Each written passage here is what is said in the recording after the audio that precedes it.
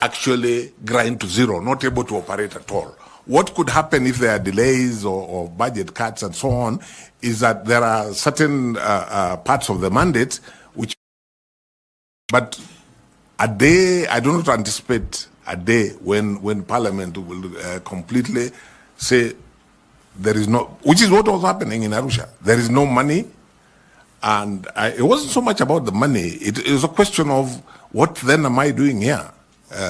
You see, most of my colleagues, the judges of the East African Court of Justice, are also judges in the national court, their respective national courts. So if you put off the session, it's a bit inconvenient, but they just go on. There is a service they're delivering in the national courts. For those of us who are not engaged at the national level, but just went there on that ad hoc basis, I felt that it was not right to continue, especially, as I say, when you're continuing to earn an intersessional allowance and you're doing nothing. Thank you. Thank you. Thank you very much. Madam Linda, please. Thank you very much, Chair.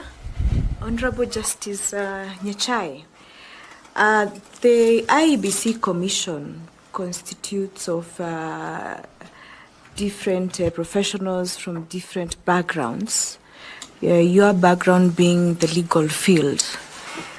But the Act itself envisages a composition of a commission that has very diverse skills and disciplines. And save for law, which is your professional background, what other skills and disciplines do you bring into this commission as a chairperson?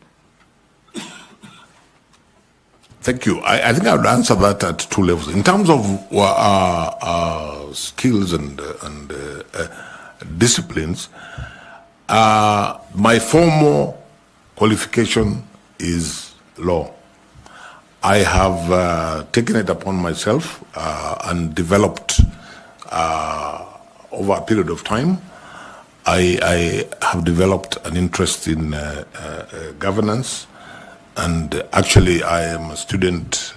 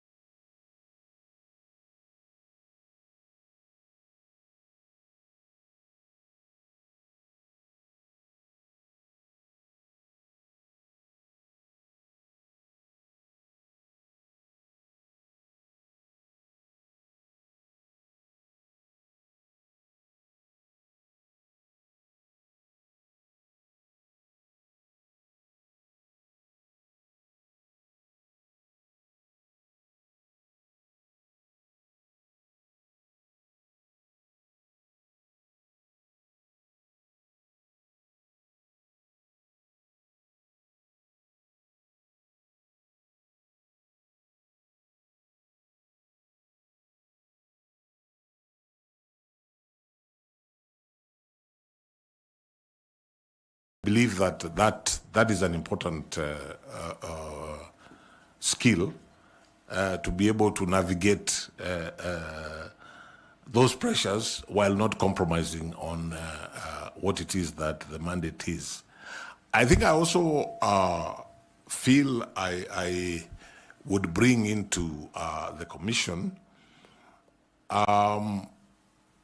people skills, particularly with the commission itself, so that because I visualize on day one you have a commission of 7 people. They may or may not even have ever seen each other. They are from different backgrounds, possibly with different orientations, different personalities. So I would see the role of the chair, one of the most important roles of the chair, which I believe my experience with CIC stands me in good stead, is how do you manage this kind of scenario? People with different orientation, people with different personalities. I feel that mainly because if you ask me about my personality, people have told me this and I believe it to be true. One of the gifts God gave me is to listen. And I think it's very important when you're dealing in that kind of scenario to listen. And that way you are able to manage people a little better. So I would say the people skills, I would say the courage to do that which is right, irrespective. And I have thought about these things. A close friend of mine, a very close friend of mine, a professional colleague, when I told him I am applying for this job, he told me, my brother, are you sure you want to do that? I asked, many people have asked me that question. I said, yes. He told me why. I asked him why. He told me, you should be ready to either lose your life or your integrity. That's exactly the words that he used. I told him, no, I do not intend to lose my life in serving the people of Kenya as chair or commissioner of IEBC. And I have no intention at any point of compromising on integrity. And I think it's defeatist. So to answer your question, I believe I have the courage that I have no illusions about how difficult this job is. But then at the same time, I have no hesitation in believing that I can do it. That's okay, Justice. I want you to confirm to this panel. Yes. If it is true what Dr. Elizabeth Muli says about you. Yes. She's one of your referees. Yes. That you possess exceptional stakeholder management and conflict resolution skills. Because I did not hear you say that you possess those skills. But she says that in her recommendation letter. Is it true? It is true. I guess maybe I did not say everything that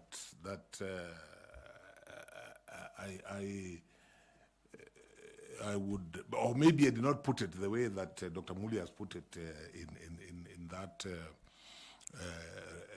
reference, because we dealt, as I said earlier, we dealt with diverse stakeholders and people who had different interests, and one of the common denominators was that most were resistant to change.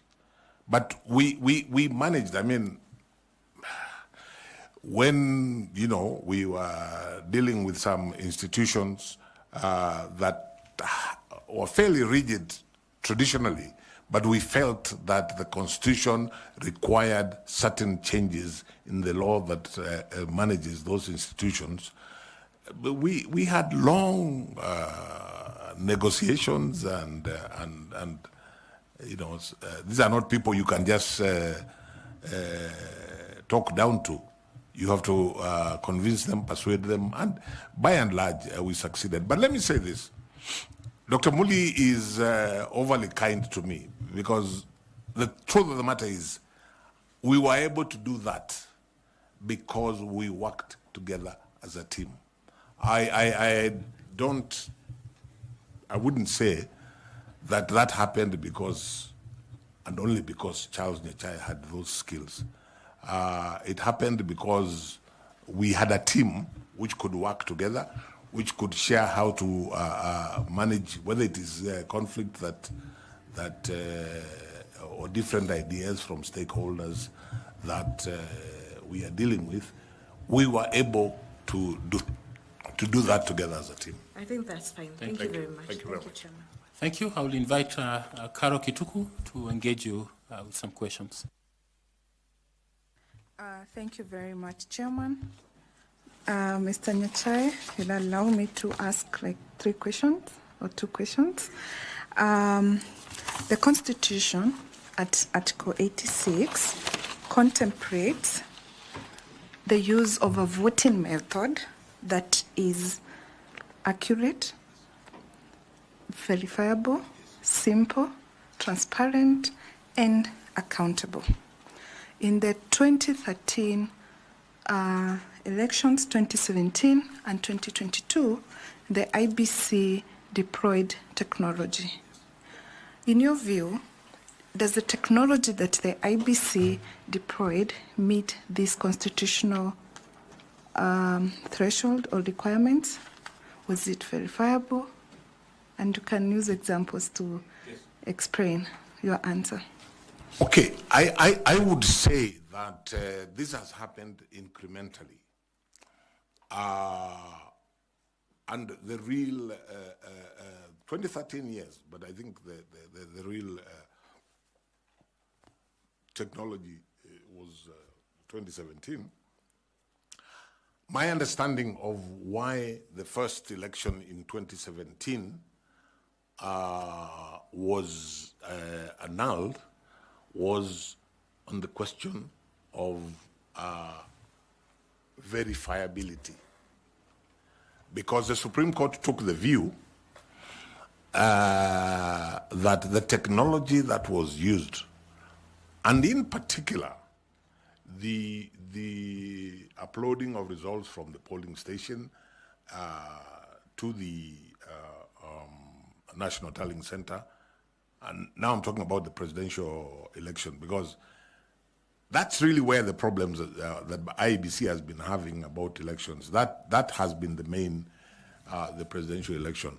And the Supreme Court was quite clear that we cannot verify this which the presiding officer basically was sending a text, their own text. And that's why the Supreme Court required the uploading and the actual transmitting of what is known as Form 34A. That's basically, apart from a few other, maybe, that's, in my understanding, what actually killed that first election. And that being the case, I would say that, and I think the Supreme Court also took the view that 2022 was a significant improvement, and on what remains to be done, in my view,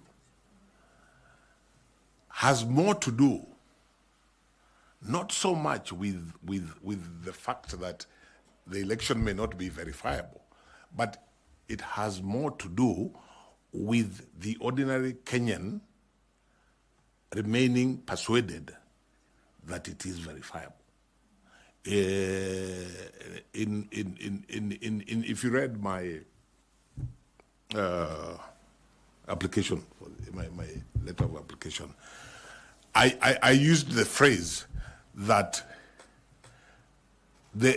where IEBC wants and needs to be is where IEBC, like Caesar's wife, must be above suspicion.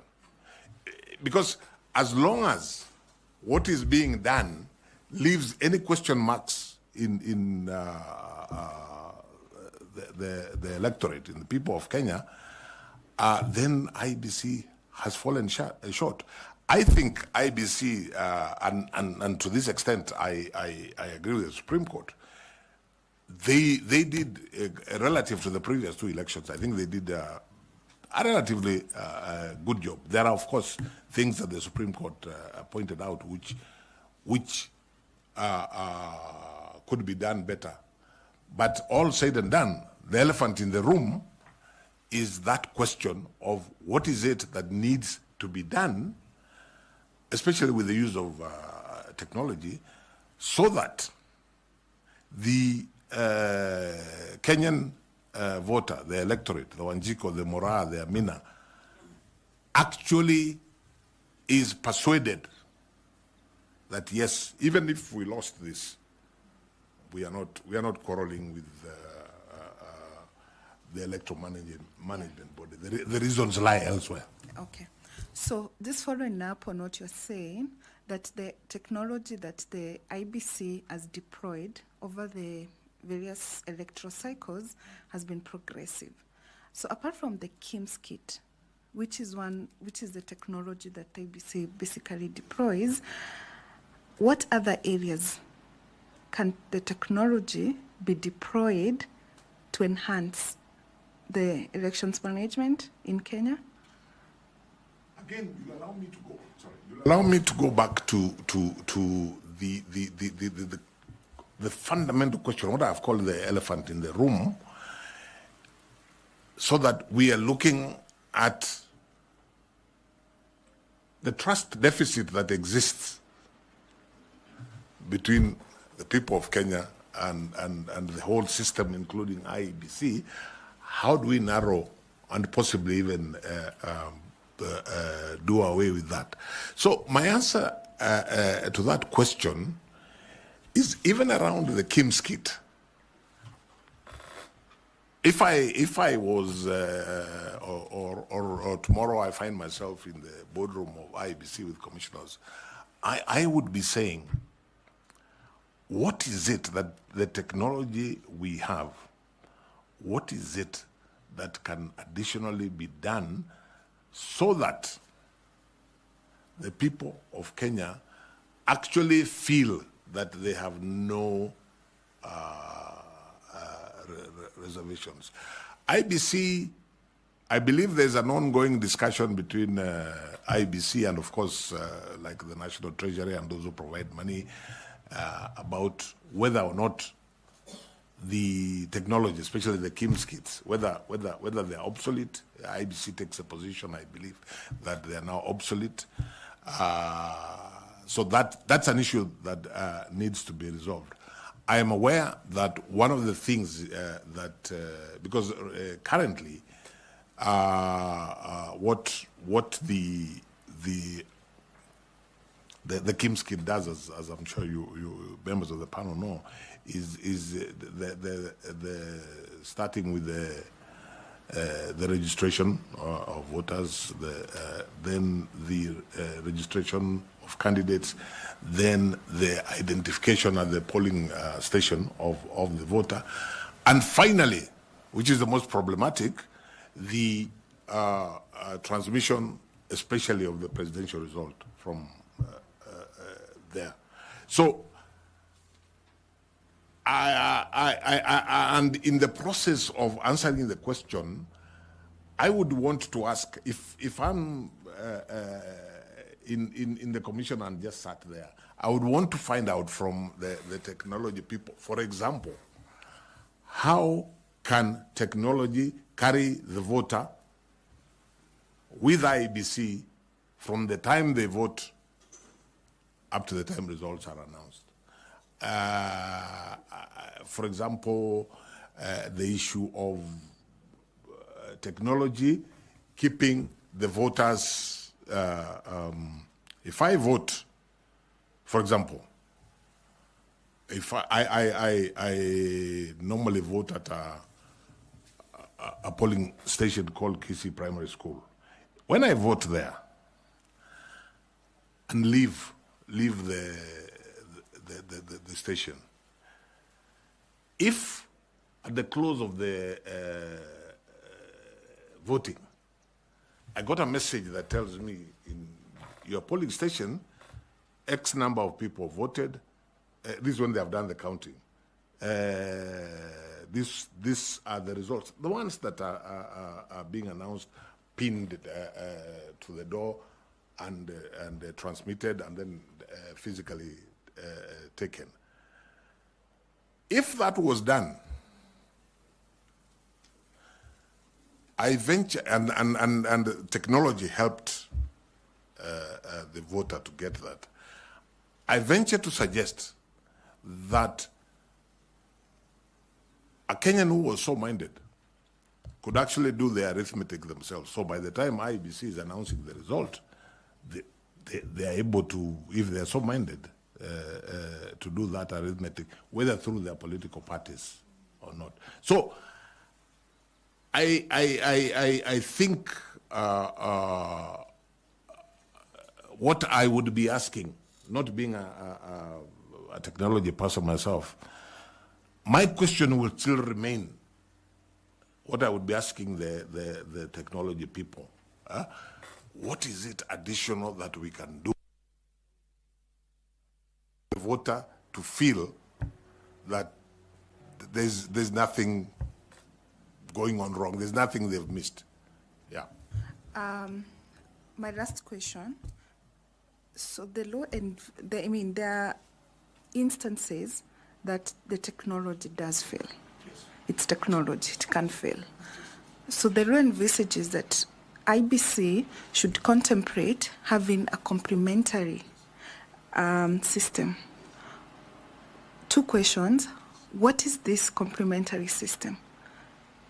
And the second question, how would you ensure that that complementary system remains credible, transparent, verifiable, accurate, and accountable? Okay, the first question. Put on your mic, Justice. I'm sorry, Chair. The first question, what is this alternative? This was the subject of litigation. Of course, having another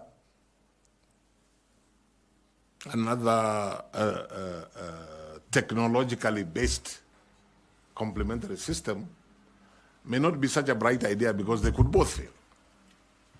So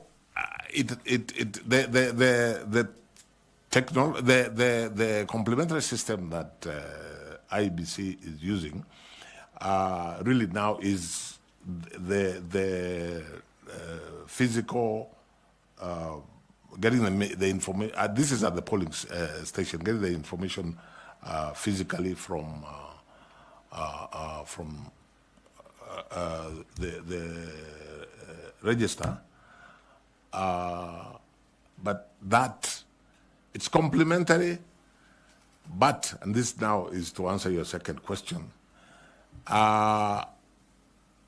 it may not be ideal because you go back to the reason that we went to technology in the first place.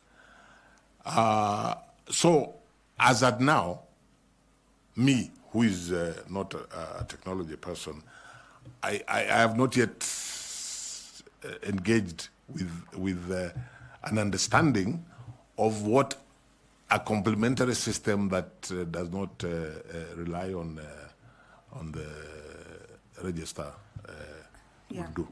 So maybe to help you, this complementary system can be manual in the sense that the voter identification is manual. It's outside the technology. There is a physical counting, the physical tallying of the Form 34, that for A, that for B, that for C, and the handwritten transmission or the physical transmission of the forms to the National Tallying Center. This is in regard maybe to the presidential. Yes. Yeah. So that is maybe what could be manually. So we are asking, given now those steps that are being taken manually without the help of technology, if you become successful and you're the chairperson of Yes. the IBC, Yes. how would you ensure that those processes meet the constitutional threshold that is established in Article 86 in regard to the system being verifiable, accurate, accountable, transparent? Yes. Let me say this. I think it would be, in the absence of technology, it becomes more difficult to ensure that it is verifiable.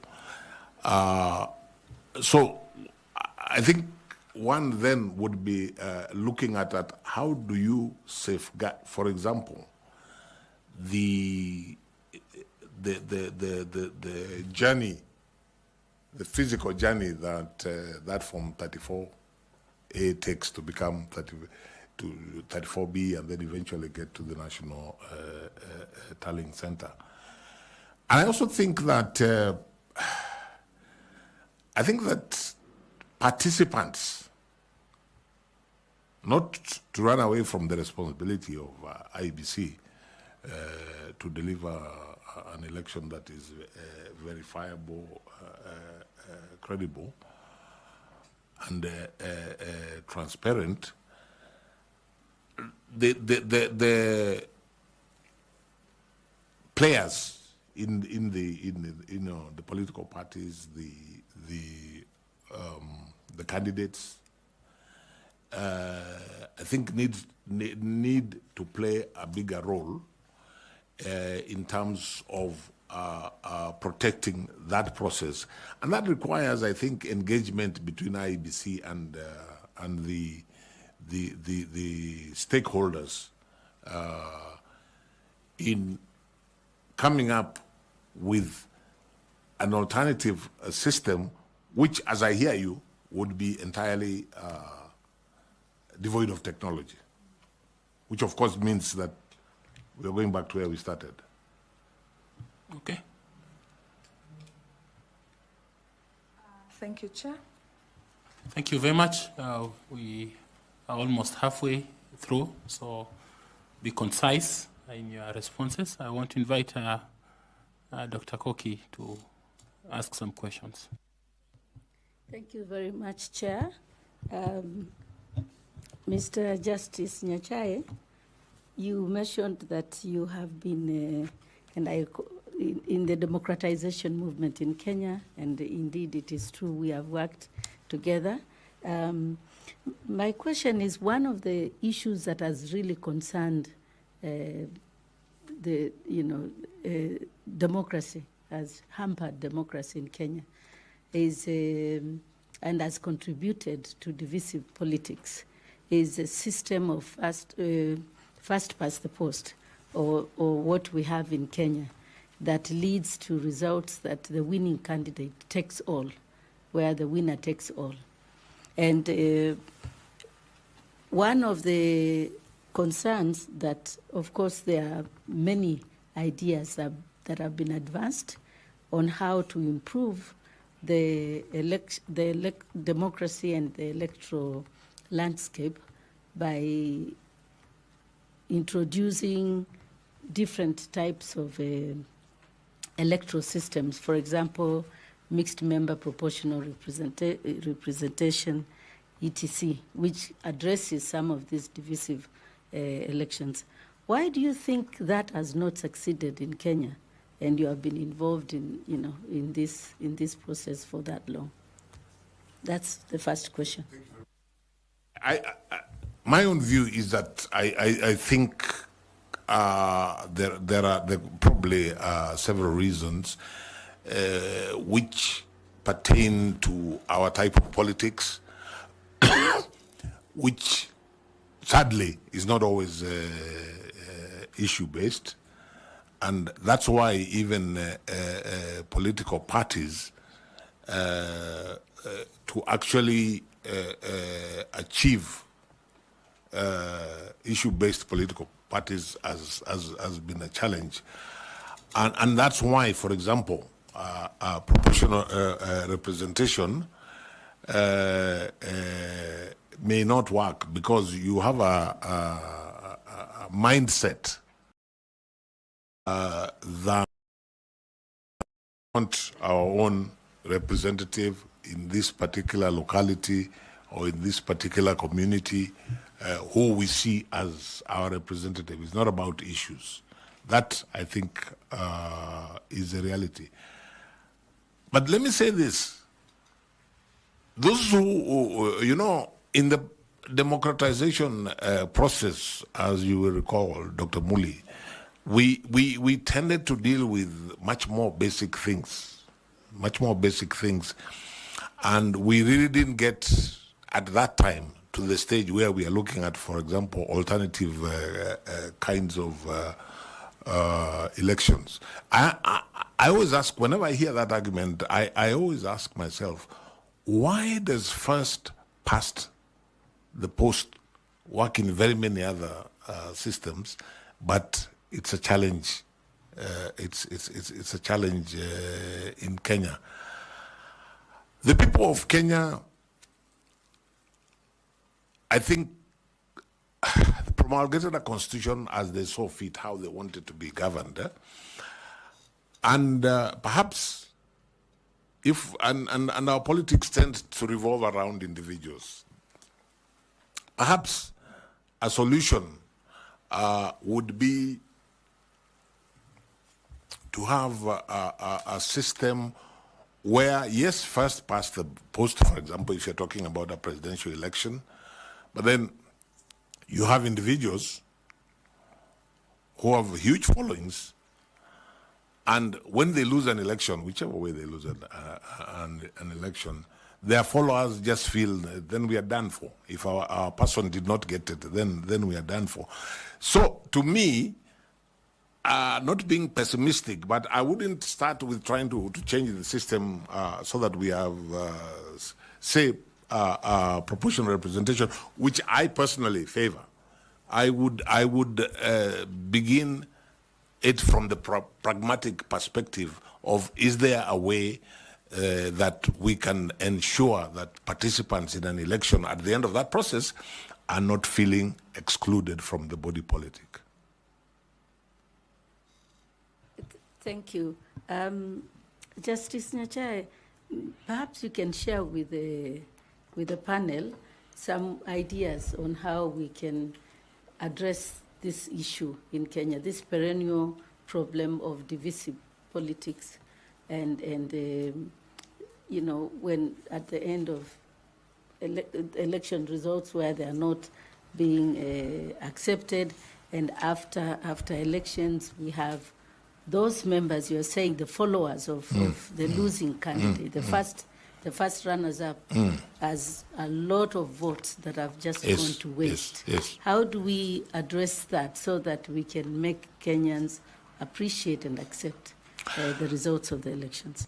I think the first thing I would say, Dr. Muli, is that what we were discussing a minute ago, where we want to get to a situation where the people of Kenya have faith in the system, and to the extent that they are more likely to accept the result. I don't want to speak too much, the chair warned me, but let me just give a quick example. I'm not a great football fan, chair, but in 2014, by God's grace, I got an opportunity to go and watch the World Cup final in Rio, in Brazil. You know, thousands of people in that stadium, and everybody with very strong views in terms of who they are supporting. At the end of the match, you just had two reactions. Those who won were jubilant. Those who lost left there feeling dejected. But what you didn't have is a scenario of those who lost saying, no, there was something not right here. Of course, there are things like, I forget what they call it, where nowadays there's technology assists to follow some of those things. But the important thing is, how do you, in answer to Dr. Muli's question, how do we get to a situation, and that's the first part, a situation where people have faith in that system. So if they lose, they're just dejected, but they don't cry foul. The second team, the second side of it, I think if we accept as a people that we have this problem that is perennial, where we have difficulties in accepting the results and so on, because of what the consequences are. Because the consequences is that a leader and his or her people feel, oh, if once we are lost, then we are done. We have nothing out of it.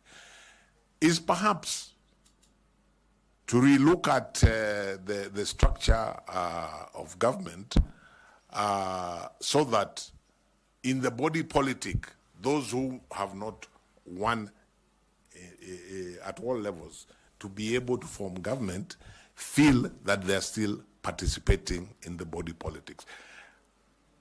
Those are the two suggestions that I would make. Thank you very much, Justice Nyachae. Thank you very much, Chair. Thank you very much. I presume that in Brazil there was confidence in the referee. Chair, there must have been, because I didn't see anybody shouting referee Akwende or things like those. I just saw people jubilating in that particular match. Germany won. I saw people, those supporting Germany jubilating. The other side, Argentina lost, the crying. But it's just the way you accept that we lost. But nobody challenged the system of how the result was arrived at. That's my point, Chair. Okay, then we will ask you further questions, since you will be the referee if you get this job. Thank you, Chair, and thank you again, Justice Nyachae. You are the chair of CIC, which I'm looking at the Constitution here.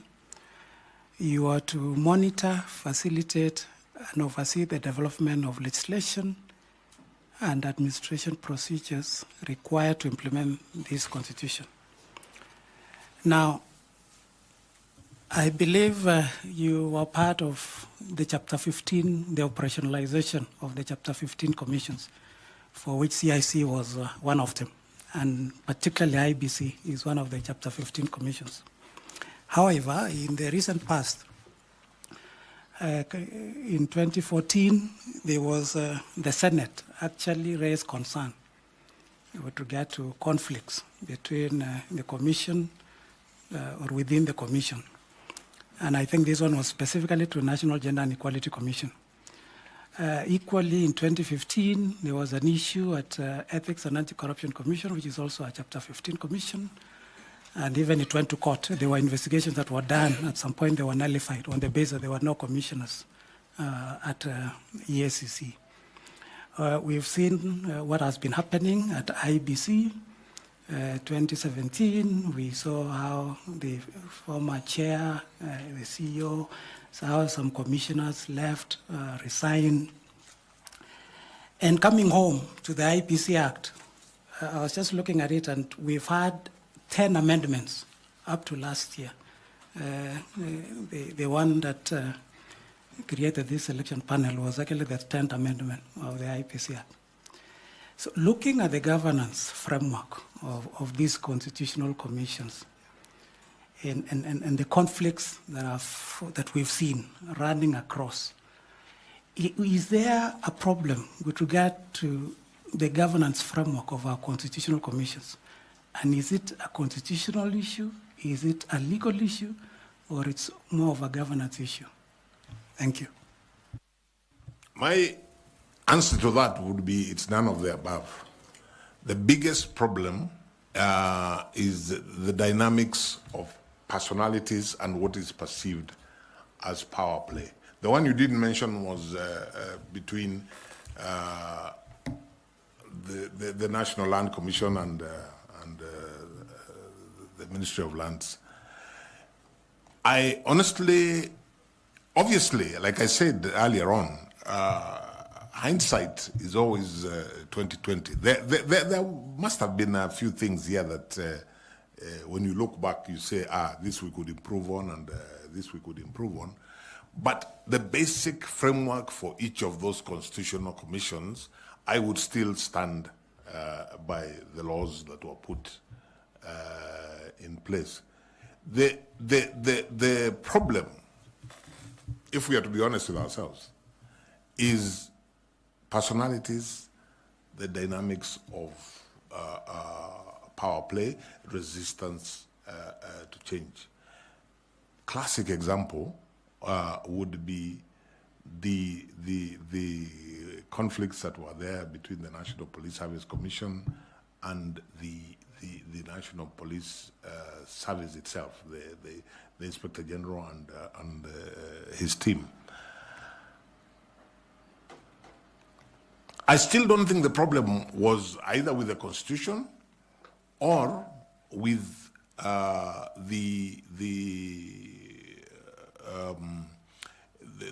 either with the Constitution or the laws made to implement the Constitution. I think it has more to do with a situation where one side or other is resisting change. You know, we must not forget at any point that the 2010 Constitution was and remains a radical document, a transformative document, relative to where we were before. So when you tell a senior police officer, take the IG, and I mean, it's just an example, I'm not accusing the IG of anything, that you were able to do this previously, but now under the constitutional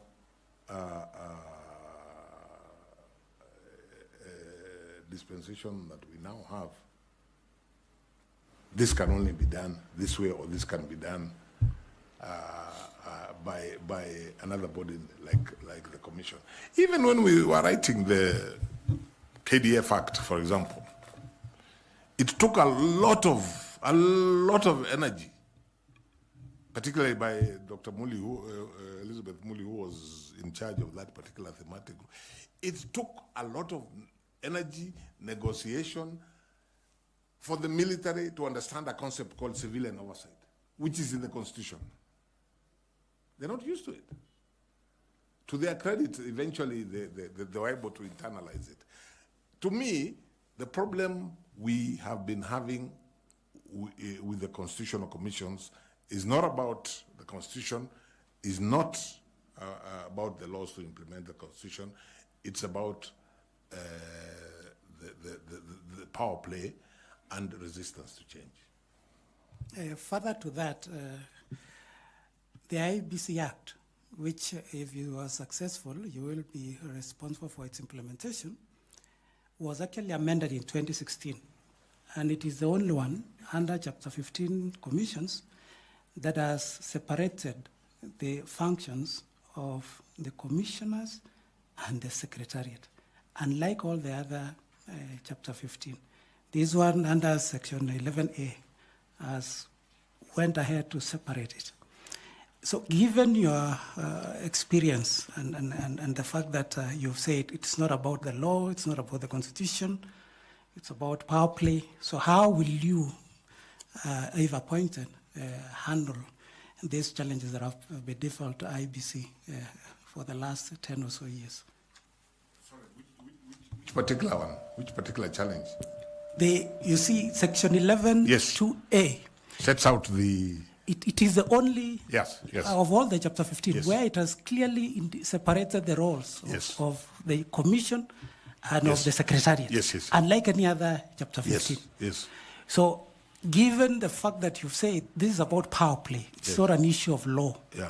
So assuming you, and if you get this position, yes. as the chair of IEBC, how will you ensure that these conflicts, perennial conflicts that have been there at IEBC, which are more of power play, not the law, how will you address them as once appointed? Okay. I think there are two different levels of conflict. The one that we were talking about in the earlier question is about the commission as an entity and maybe another entity like part of the executive which was dealing with particular issues beforehand. Now you're asking me about within the commission. And if you're asking me about IEBC, if I was privileged to serve as chair of IEBC, I would consider myself lucky, more lucky than the other constitutional commission heads, for the simple reason that I accept that amendment 11A is a very helpful and useful amendment, because you don't then have to have any tug of war about who does what. The bigger problem has been, in my view, with the other external entities. But let me come to IEBC. You know what? Honestly, I think the solution to IEBC, 11A is very good. It helps. But 11A will not solve the problem if the mindset of the respective players, like the commissioners and the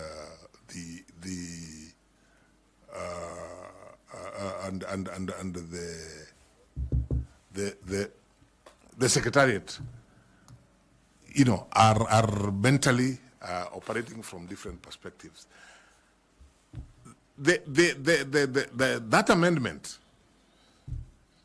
That amendment is 2016. Yeah. Now, if we just look at the commission, it didn't help in 2022 at Bombers. It was there. You still had this rupture which nobody understands. Yeah. But which, for me, I attribute to more, not about the structure. I attributed more to a problem of personalities and a problem of interests, and again, power play. So the law there, which is very good, Section 11A of the Act is very good. It sets out all this, yeah? But we still have a challenge. Even when I read the Supreme Court judgment for 22, which endeavored to advise the issue of the relationship between the chairperson and the commissioners relative to the chairperson constitutionally being the returning officer for the presidential election. I am persuaded that even with that guidance from the Supreme Court, if the mindset of the people within that commission is wrong or is negative, you will still have it. So maybe I'm going further than the question you asked me, but if I was to find favor in the position that I have applied for, and I was find myself as chair of the commission, I would consider one of my most urgent and major tasks is how to make 7 people every person has come from wherever they have come from, how to turn that into a team which focuses on what the mandate is and how each of them individually can deliver for a collective discharge of the mandate. And for me, as an individual, I consider that my experience at CIC would come stand me in good stead. Thank you very much. I'll ask Misati Evans to take up some questions. Thanks so much. Let me call you Charles. That's what I'm used to calling you. Now, from what you have just answered, it will be clear that the issue of personality and the institutional infrastructure is not a problem. Then in your own view, what do you think brings these conflicts? as the state currently as it is, where are we having problems? Because from your presentation, or the way you have answered is like the personality issue and the infrastructure is okay. What I think causes the problem is you have a situation, and again, allow me to refer back to the experience I had at CIC. Remember, CIC was the commission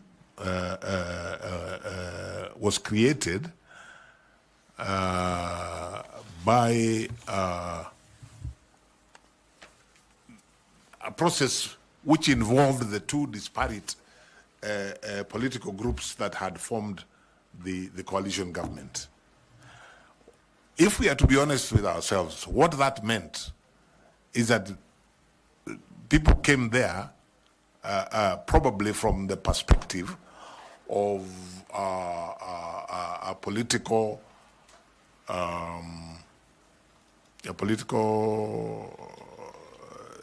you know, I have come here by virtue of political coalition X, and I have come here by virtue of political coalition Y.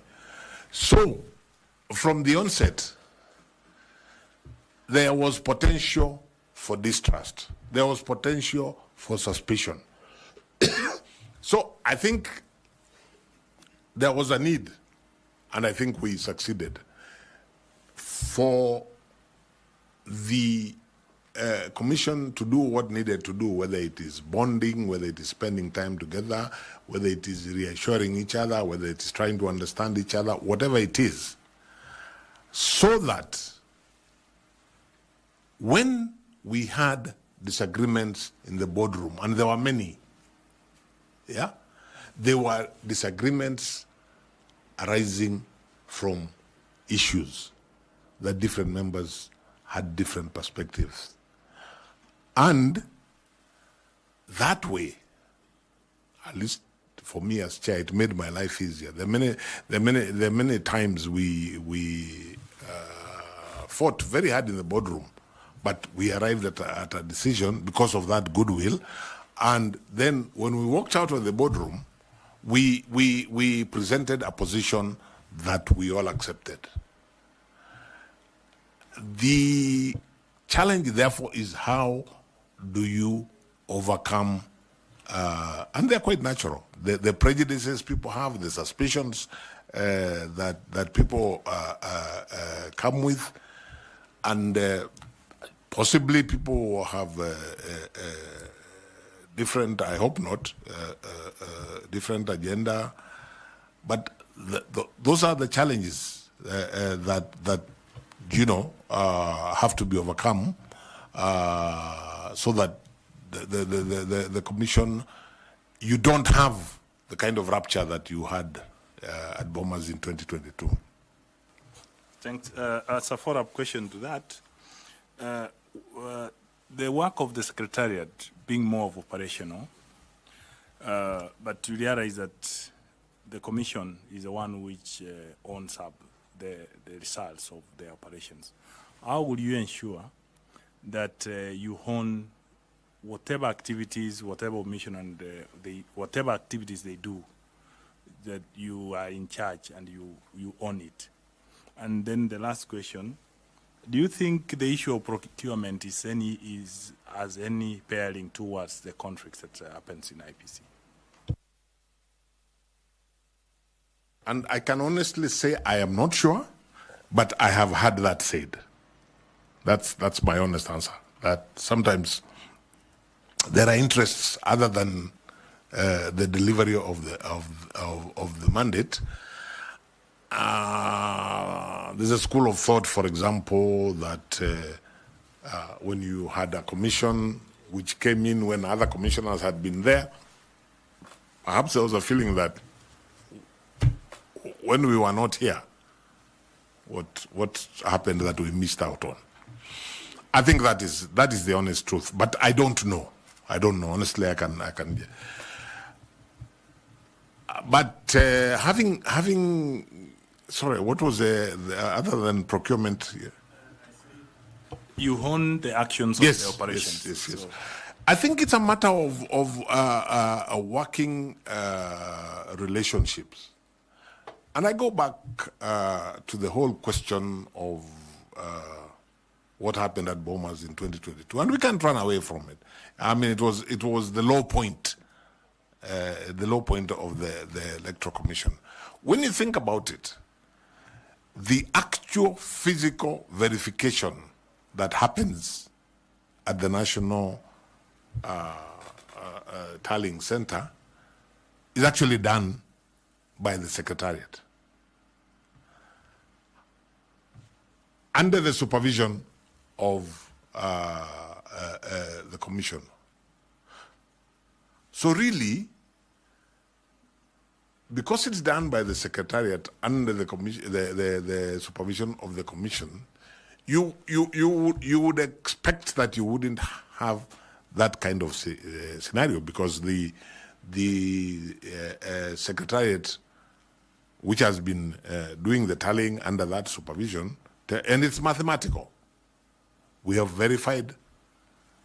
It may be laborious. It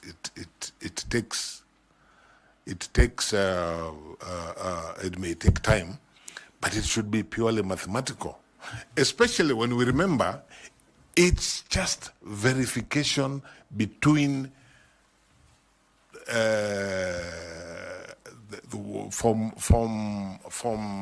34A that was transmitted and from 34A that arrived at Bomas.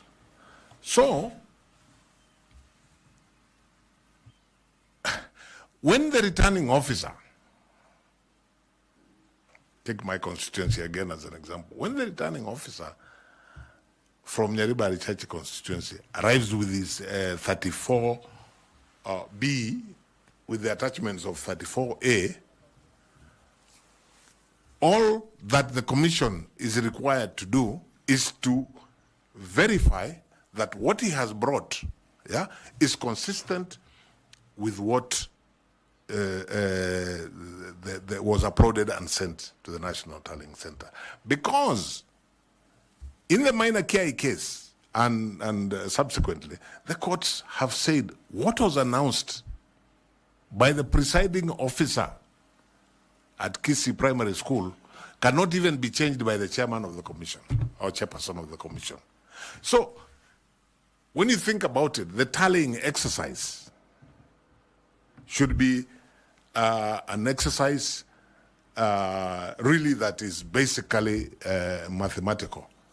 Because once you tally that what happened at Kisii Primary School with what was uploaded and sent to the National Tallying Center, multiply that by, is it 47,000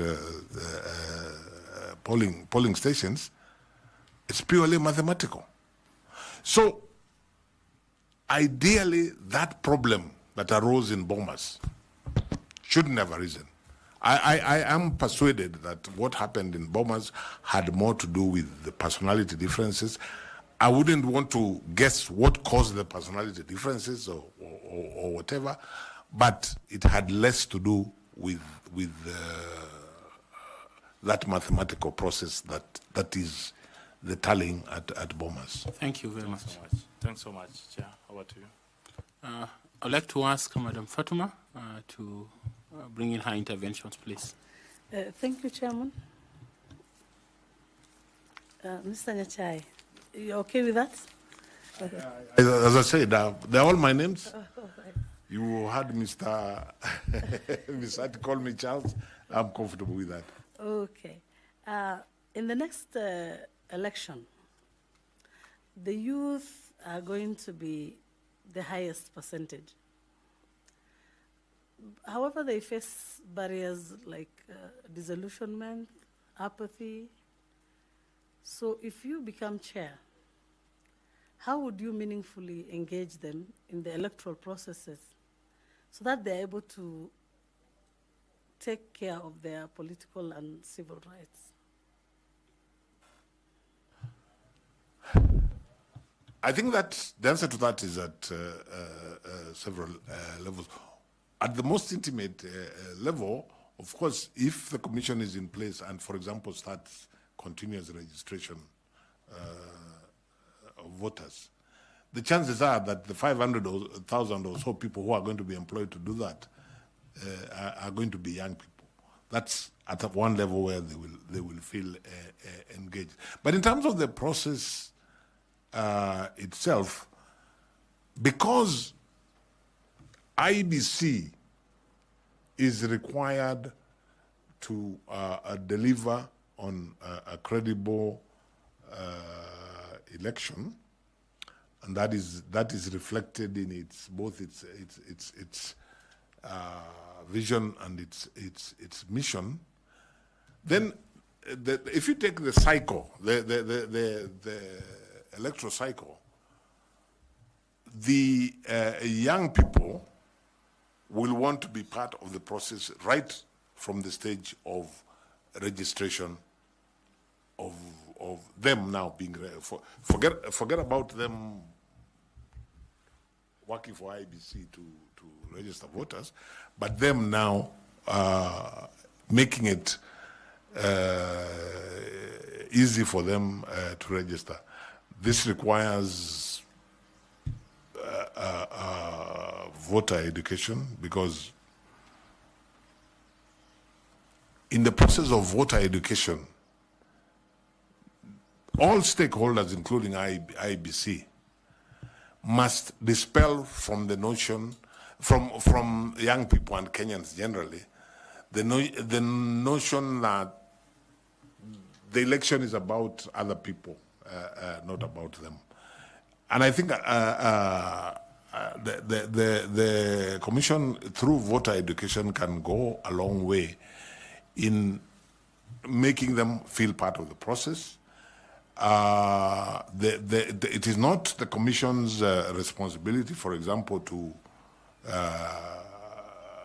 deal with identity cards, but the Commission, as an entity that deals with elections, if I was chair, I would be talking to the executive about how we can help young people to be to have IDs.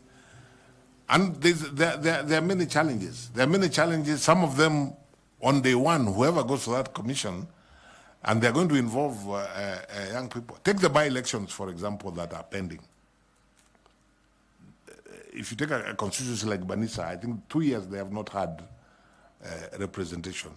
In those 2 years, there must be a lot of young people who have come of age, maybe have IDs, and they want to vote. The law requires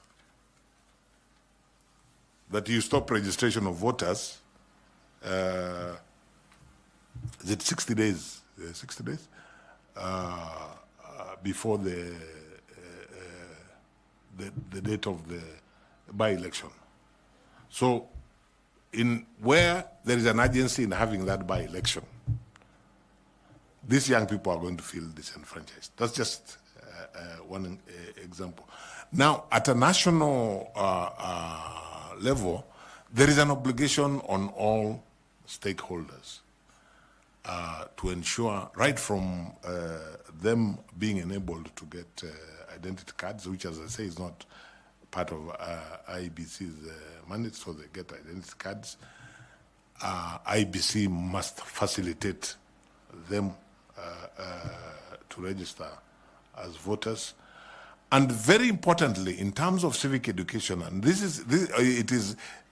voter education, and the wider civic education anyway, which as a country maybe we haven't done very well, there is a need for all of us to work together to ensure that the youth in this country feel that they matter.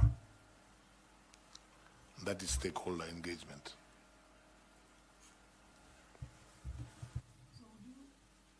So would you think of, I like the part you talked about the obligation of creating awareness on obligations of stakeholders. So would there be specific programs targeting the youth on this? Yes, I would, after receiving advice on how we could do this, and especially what are the financial implications, if I was chair, I would put a high premium on inclusivity for young people, so that they feel this process, they are part of it, they're an integral part of it. As you said when you were asking the question, they even are the larger percentage of the people that citizens that are eligible to vote. So I would look to the National Treasury to specifically provide funds to enhance, especially voter education, and in that particular section of stakeholders, and engage them as widely as we can in that, and continuously in that period before the elections. And continue, I think, looking at the wider issue, I think one of the challenges IEBC seems to have is that, especially in terms of funding, the focus only seems to be as you approach elections. And yet things like voter education, registration and so on and so forth are things really which should be completely around the electoral cycle. And I would want, if I was chair, I would want, as a matter of policy, to engage commissioners so that we collectively engage those who provide funding, so that there's a specific target of young people. Thank you very much. Thank you. I'd like to ask Mr. Bore Nicodemus. I'll ask you. Thank you, Chairman, and Charles, for being able to take us through and answering these questions. And I'd like to, looking at your track record and having worked as the CIC chairperson, I'm sure you experienced cartels who wanted the status quo remain, and engaging you with your pet subject of football. We have seen referees ending the game while they are halfway going home, because they are aware that when they end the game in the middle of the field, they will face a Herculean task of explaining to the people why they have lost the game. Now, we are looking at IEBC and looking at the budgets that they have presented. Some people look at the budget in terms of how they might be able to gain from it. When they talk about the 63 billion shillings that they have asked from Treasury, some people look at how much they can gain from it. And you are applying to be the chairperson of such a commission, which has a lot of interests that are not only political, but also financial. So how would you be able to manage the interests of the country, to balance the interests of the country, at the same time getting rid of the cartels that may be a part of the problems of the internal conflicts within IEBC? Thank you, Mr. Bore. Let me say, first of all, at CIC, this is not a problem that I experienced. I never, at any level, maybe because there wasn't the kind of budget that is at IEBC. So that I never encountered any cartel in relation to the problems we encountered at CIC. Had more to do with political resistance to change. That was and it was at all levels. Whether you're talking of Parliament, whether you're talking of the executive, but at CIC I didn't. I did not experience that at all. I can visualize, with the kind of budget that IEBC has, I can visualize how that would be a challenge. I would see my job, if I got to be chair, my job and that of the commission, we are required to provide policy, to oversight the secretariat as they implement that policy, and to ensure, ethical practice within the commission.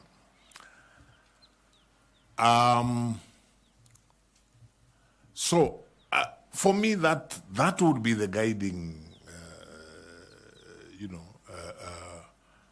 focus. That everything be done in accordance with the policy that has been adopted.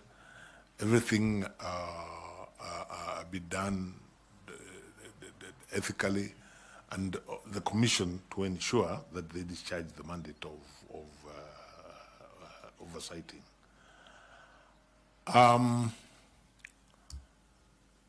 But I think that it's one of those areas that if the commission have all of the mindset, yeah, then I think the commission should be able to resist any untoward attempts by what you have described possibly as cartels.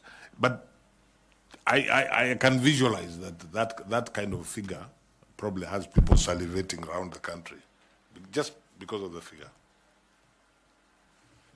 As a follow-up question, what kind of legacy do you hope to leave behind in terms of ethics and trust and constitutional governance in Kenya if you are given the chance to become the chair of IEBC?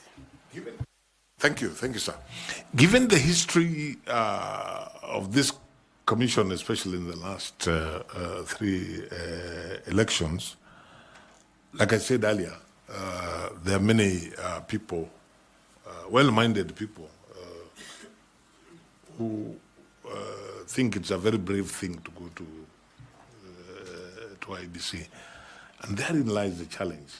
So what I would want with a good team, if I got this position, with a good team of commissioners, the legacy I would want us to leave is a legacy that this is the commission which was able,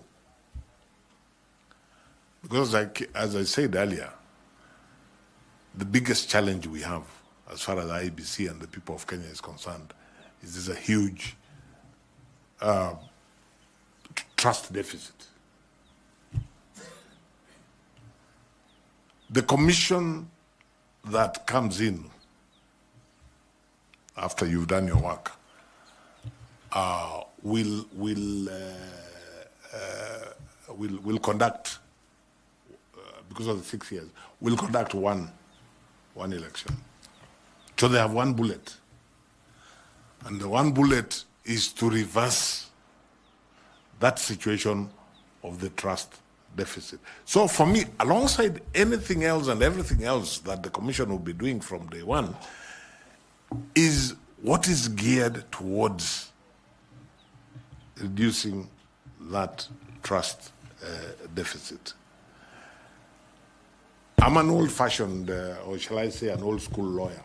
So for me, the Supreme Court of Kenya tells me the 2022 election met the minimum standards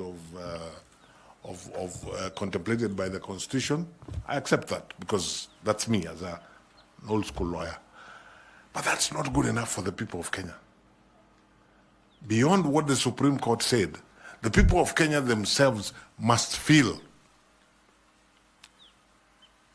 like the losing side in Rio in the football match. They must feel that, yeah, we lost, but that's the way it goes. We can't all win, but we have nothing negative to say about the Electoral Management Board. So what would I like to be remembered? I would like to be remembered, and you can't do this alone. It can only be part of a team.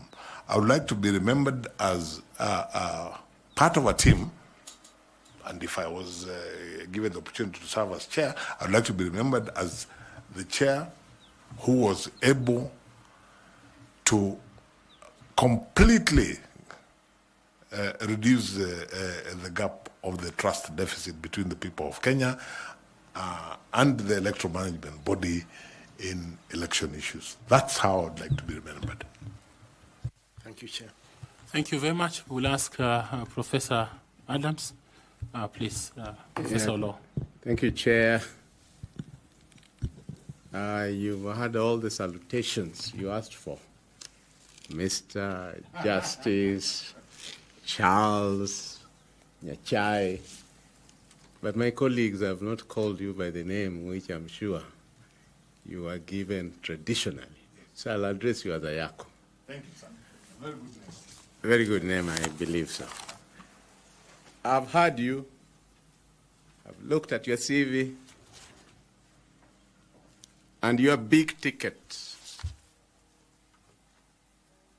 to shoe in into this position of Chair IEBC, if I hear you correctly, is your experience in CIC.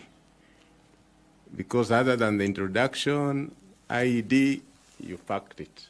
You are chair there. ICJ, you packed it. It has just been CIC, and I see where you're coming from. And that's where my first question comes in. Another consistent parallel to your CIC experience has been the liner, resistance to change.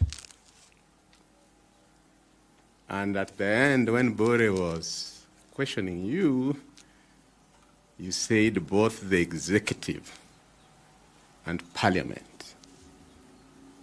If I may ask, why does Ayako now feel that when it becomes chair of IEBC, that resistance will disappear and he and his team will lower the trust deficit? What will happen that hasn't been there in this resistance to change?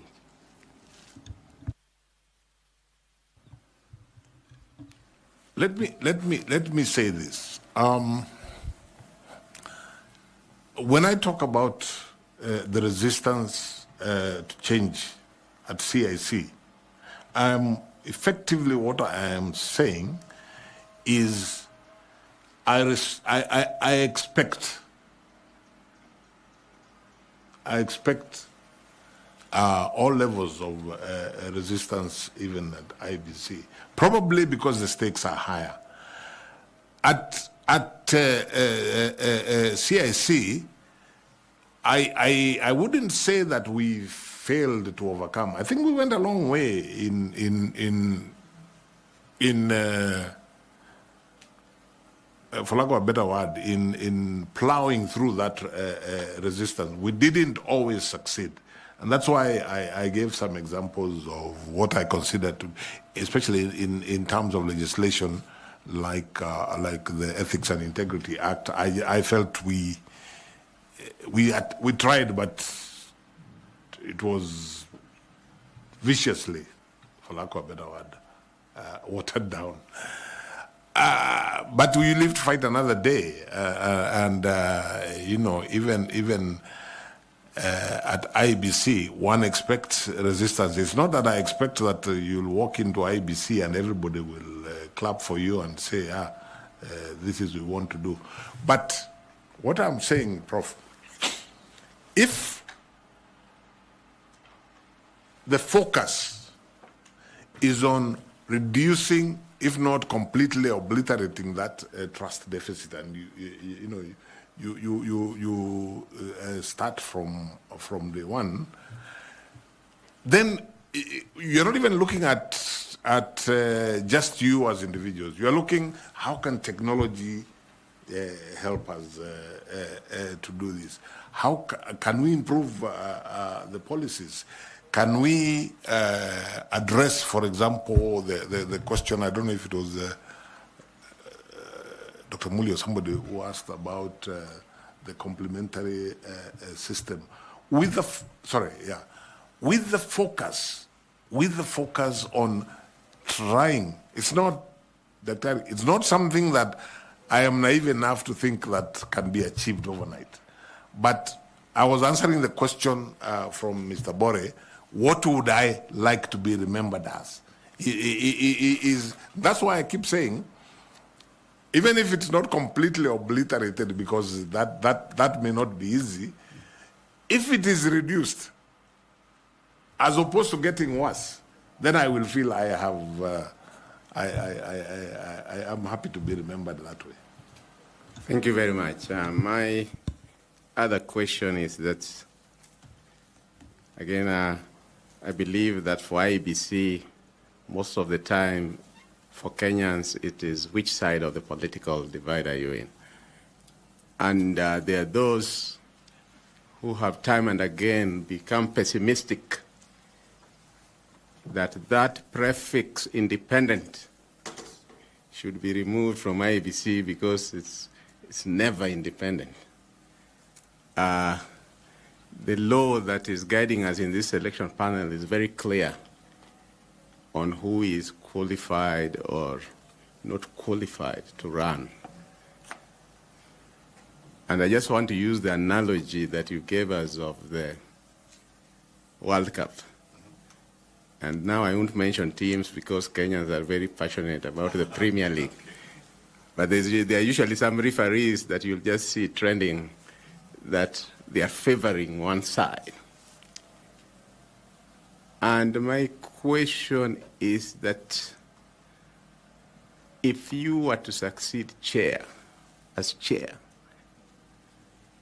what's your understanding of independence and impartiality, given that you and other chairs before have been politically affiliated? It's not a secret. As you walk in and wear in a football match the black or whatever color, and you have that firimbi, and you have the yellow card and the red card, what changes when you walk in there as now the referee of the game?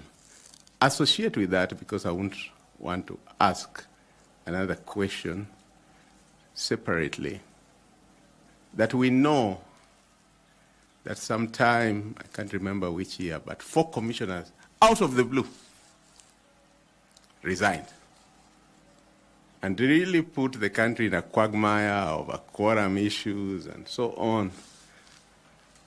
And you, in your own statement, which the chair has followed, has told us that you did quit the ESCJ. In fact, you went ahead to say you were earning $2,000 for a job you felt you are not doing. I don't want to ask that, have you been replaced and is that new person earning money for no reason? I don't want to go there. I want to stick to your quitting. Given that those 4 commissioners quit and put the country in the tenterhooks of what finally happened, Kenyans watching will be asking, Charles Nyachae did quit once. Will he quit again? Especially in this high-pressure job. What assurance do you give them that that will not happen? Thank you. Please take maximum of 4 minutes. Okay. The answer is no. I will not quit, because I do not anticipate a situation at IEBC that the job for which I have been recruited, if I become chair, that I simply don't have anything to do, and therefore there's no point in me going to the office. I don't anticipate that. I have endeavored to explain what happened in the ESCJ. At IEBC, the one thing that will not make me quit is any kind of pressure. Because this is something I have given thought to. I mean, I am not applying for this job thinking it's going to be a bed of roses. So pressure will not be the reason that I will quit. And because I do not see a scenario where I have no work to do, I will not quit, because that work could be actually, if it's a question, for example, of trying to get resources to do A, B, C, D, that in itself is significant work to do. So the question of quitting, if I got the position, doesn't arise. Now, you made reference to political affiliations. I think your average Kenyan, at some point, probably has some kind of political affiliation. My mind is very clear that notwithstanding any political affiliation I may have had at any point in my public life, if I got this opportunity and I accepted this job, I will only be guided by the Constitution of Kenya, the laws, and of course, if I get the opportunity, I will be taking an office, an oath of office. So I am able to look the people of Kenya in the eye collectively and tell them that in that situation, I would have every intention of living by that oath of office. Daktari, and allow me to say this just as an example. The way the IEBC Act is designed, several of the honorable members around the table come here by virtue of political parties. But as I sit here as a candidate, I don't have the slightest doubt that every member in this panel is going to do their job impartially and focus on what they believe is the best result. I have no qualms whatsoever. I cannot say that so-and-so maybe at some point was a member of this party, that and the other. And I think we have the capacity to rise above that at different times. And I can look the people of Kenya in the eye and say, yes, I would be able to do the job impartially. So you are a real footballer. You have returned the ball into his court. But I want to ask you, Prof, to shoot your two high school questions. The chairman has asked me to shoot my high school question. You are in ESCJ, which means you are in the body organogram of the East African community. The ESC Treaty envisages 4 stages. How many are already in place, and which ones are in place and which ones are not yet in place? If you are to ask, different people have different thinking on this, but if you are to ask me, I would say that what is in place, to a certain extent, not fully, is basically the common market. That's actually the one that I would be comfortable to say is in place. The others, I would have reservations to say that they're in place. Yeah. My second question that Chair calls high school question is that the Electoral Commission of Kenya has promulgated at the Lancaster negotiation for the Independence Constitution, ran the 1963 election, then amendments to the Constitution literally buried it until the return of multipartism, when ECK was again reenacted into the Constitution. Which body, which office ran the elections from 1969 to 1988? There was an office called the Supervisor of Elections. In practice, the elections were run by the then provincial administration. Yeah, I think basically that's the answer I would give. Yeah.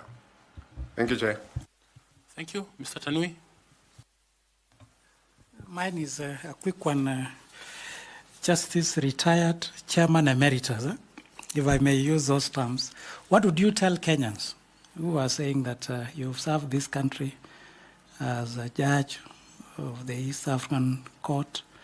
You've also served Kenyans as chairperson of CIC, and now you should allow other Kenyans to serve as chair IEBC. What can you tell them?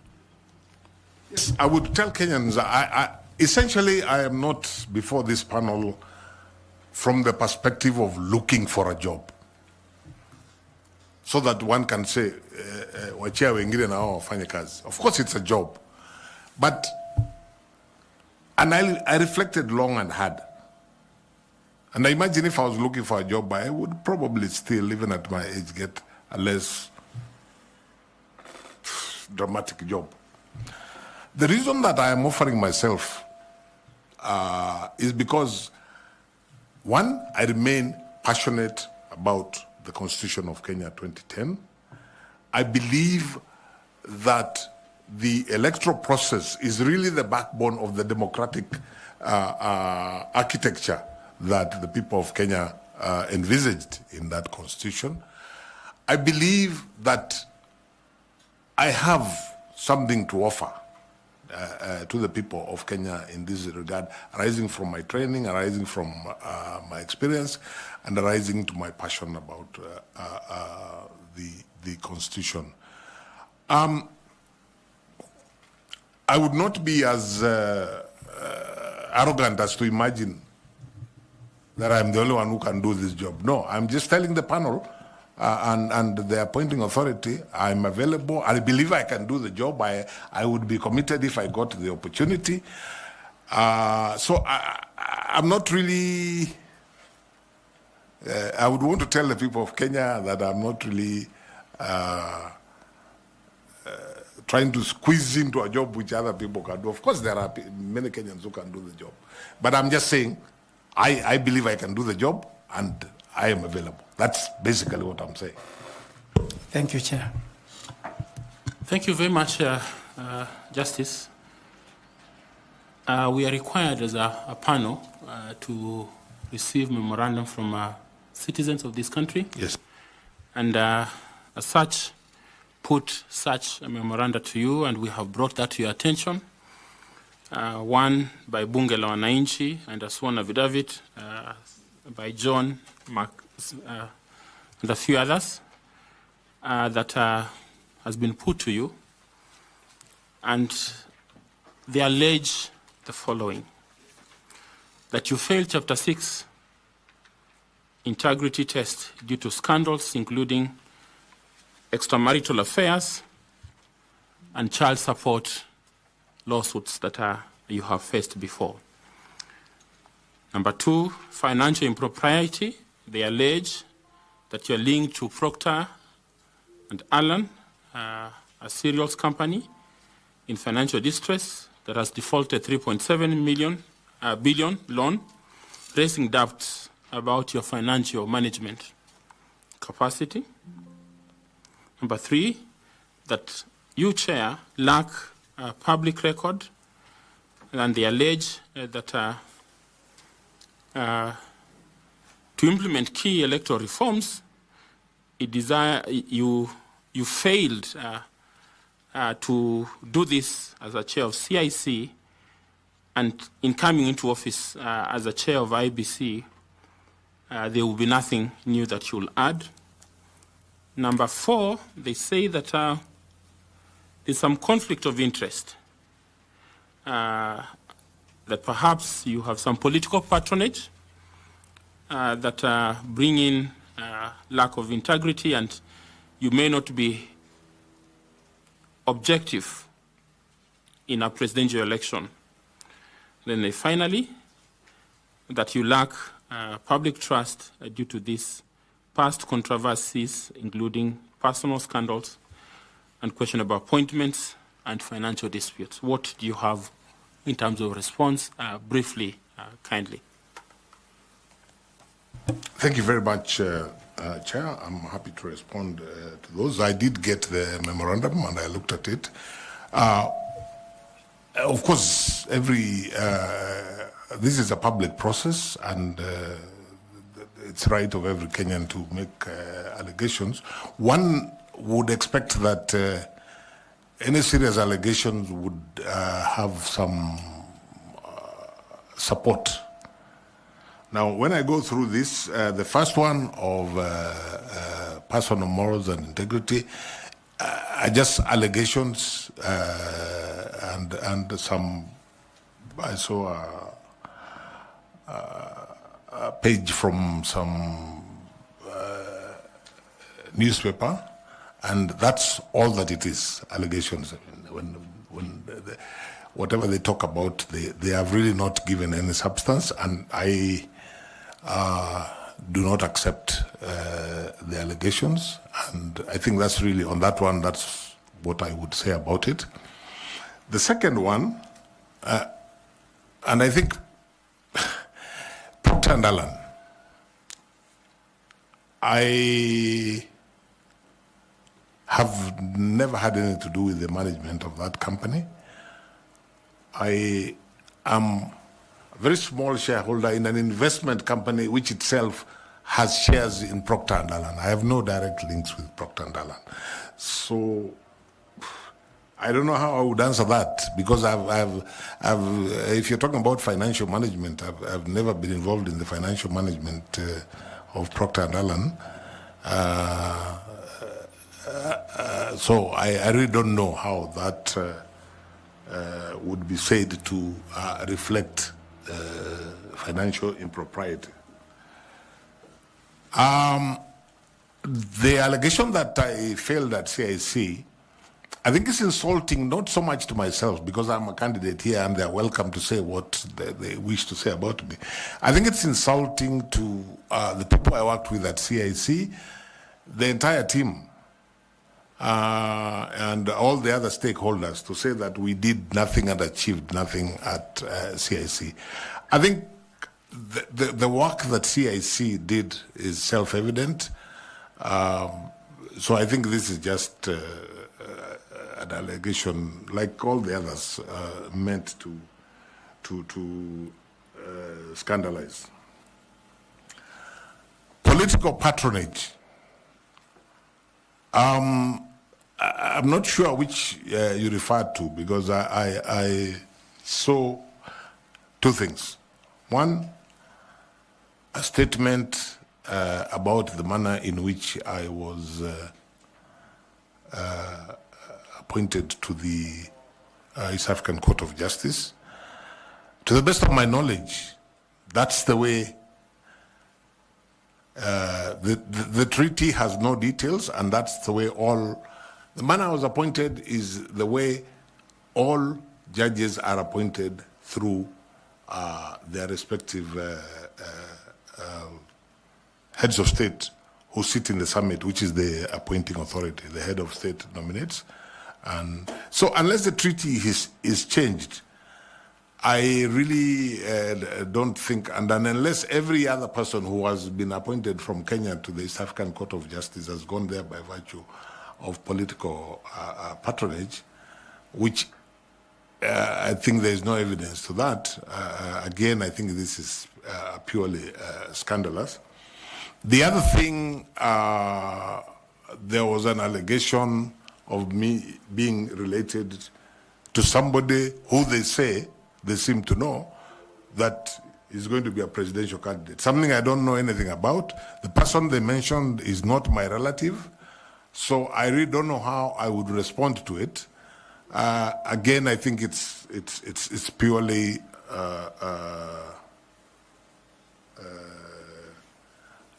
scandalous. I'm very clear in my mind that none of those allegations have any basis whatsoever. And really, Chair, unless members of the panel wish to ask me specific follow-up questions on that, which I will be happy to answer, I consider the entire memorandum as being motivated by ill will for reasons that I don't know, and not being supported by the truth. But if members have anything specific they wish to ask, I have no problem. Any knowledge of you being a state candidate? A state candidate for this job? No. I'm not sure what a state candidate is, but I made this decision to run. You know, Mr. Chairman, when somebody talks about a state candidate, they're actually insulting this panel. You're the people who are going to decide who among the people that you have interviewed you are going to recommend to the appointing authority. So the idea of a state candidate is foreign to me. Your last question. Thank you, Chairman. Justice Nyachae, there have been allegations by Bunge la Wananchi. Yes. In a memorandum that I'm certain that you have seen. Yes. Facts which have been disclosed to you earlier, that there was misappropriation while you were at CIC in the year 2015, that the Auditor General's report revealed that at that time, the Commission spent an excess of expenditure of 43 million in a budget of 306 million, which had been approved. That at the time you ended up spending about 349.8 million. Even though largely the amount was accounted for, they say that the 9.2 million was fraudulently paid for the supply of newspapers, a matter which they say to have been subject of criminal investigations. What is your response to these allegations that this panel has received in the form of a memorandum? Sorry, I'm hearing this for the first time. Was that memorandum sent to me? I think so, it was. Separately from the earlier one? It must have been in the same package. Oh, I didn't see that one. And my answer is very simple. I know absolutely nothing about that allegation. I was not involved at CIC in anything to do with the financial processes or practice at the Commission. I'm also not aware of it, but in any event, I was not. I would have wanted to know if there were criminal proceedings, who are they against and what was the outcome. I really don't know anything about it. That is self-explanatory, how you have explained, and I think it is sufficient for the purposes of this interview. We just want accountability in terms of the memorandum that we have received. No, that's... And of course, a fair defense for yourself. Absolutely. Which we are grateful. Absolutely, absolutely. Okay, Tanwi? Maybe, Chair, to also help us, were you the accounting officer of CIC? Not at all. Not at all. Thank you. That's all. Yeah. I think that's okay. enough. Okay. Finally, you may not have seen this memorandum, but we have received it this afternoon saying that you are a state officer. Are you a state officer? I chair the council of the Kenya School of Government. I'm not sure that that certainly makes me a public officer. I'm not sure it makes me a state officer. Okay. I think that's okay. Yeah.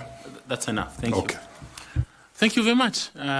It's taken us long. We have taken almost about 10 minutes above the time we should have taken with you. But thank you for indulging us into your life and your career. Do you have any question for us? Doesn't have to be a question. Or I can make a comment. You can make a comment. My comment is to really appreciate the opportunity to interview before yourselves, to wish you well in the process, because you are doing an important public duty, whatever you decide. And to say that for me, the most important thing is that from whichever corner I may be, I remain passionate about the issues that we have been discussing.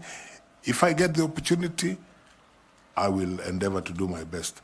If I don't get the opportunity, I will continue to support the country as it strives to achieve the issues that we have been discussing on IEBC to deliver its mandate from whatever corner. Thank you very much, sir. Thank you very much for coming. We appreciate your time and the sacrifice you have made to spend your afternoon with us. We wish you well in this pursuit. There's a bottle of water there. Please do remember to pick your certificates. Asante sana. Thank you.